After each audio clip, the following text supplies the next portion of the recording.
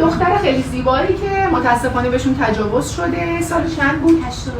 سال 82 بهشون تجاوز شده. تو رابطه بودن، دوست پسر داشتن ولی یه خواستگاری داشتن که ایشون رو گرفتن و چند ساعت 39 ساعت طبق نظریه پزشکی قانونی 39 ساعت شکنجه جسمی شدن و شکنجه روانی. قطعاً دندشون رو شکستن، دستشون رو شکستن و تجاوز شده بهشون. متاسفانه قانون میگه که نباید شخصی که تجاوز میکنه به قید وثیقه اجازه نداره بیاد بیرون، ولی ایشون گویا حالا هر چیز شده اومدن بیرون و بازم اذیت بودی تا اینکه خدا رو شکر خودکشی کردن و الان تازه تونستن که برن توی یه رابطه. متاسفم برای اتفاقی که افتاده. مثل هست میگن دختره خوشگل شانس ندارن. نظر شما چیه؟